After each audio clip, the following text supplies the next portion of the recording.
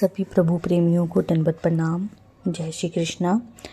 आज की लीला है श्री प्रभु बाबा की अगाध लीलाओं का संस्मरण। एक दिन स्वामी आसन पर बैठे थे, वीणा स्वीकार कर रहे थे। उतने में मधाइसा तथा रामदेव वहाँ आ पहुँचे। उन्हें देखकर श्री चक्रधर महाराज बोले, ये रिद्धपुर के यात्री यहाँ आ गए हैं। स्वामी के आसन के निकट पहुंचकर सब चरण वंदना की और श्री चरणों पर बैठ गए। श्री गोविंद प्रभु महाराज ने लड्डुओं का कुछ प्रसाद श्री चक्रधर स्वामी के लिए भेजा था। वह प्रसाद उन लोगों ने उन्हें दे दिया। श्री प्रभु के उस पवित्र प्रसाद को स्वामी ने अपने पहले मस्तक से लगाकर नमन किया, फिर उनमें से कुछ लड्डू ग्रहण किए। उन्हें खाते ही भगवान बोले, इनमें मीठा कम है और इसमें मीठा पूरा है। ये सुन उन लोगों ने आश्चर्यचकित होकर कहा, ठीक यही बात श्री गोविंद प्रभु महाराज कही थी।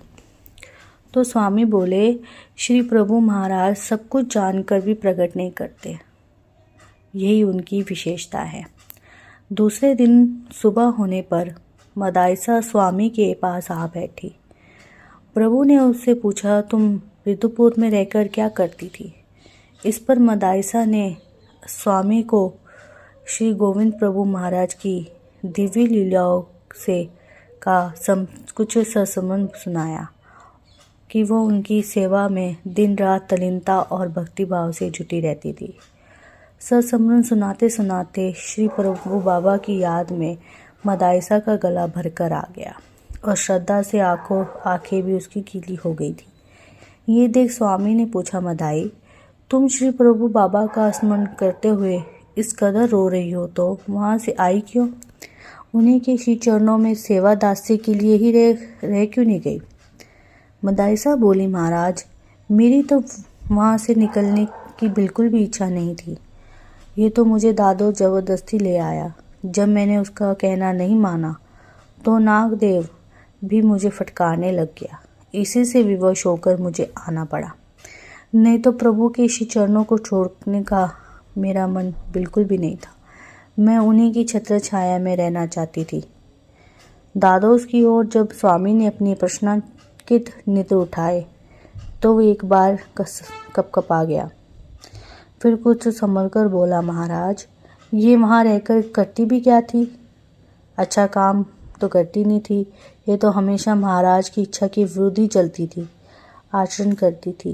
दिन रात जीव जंतुओं की हिंसा करती थी, अनिष्ठा कर जोड़ती रहती थी।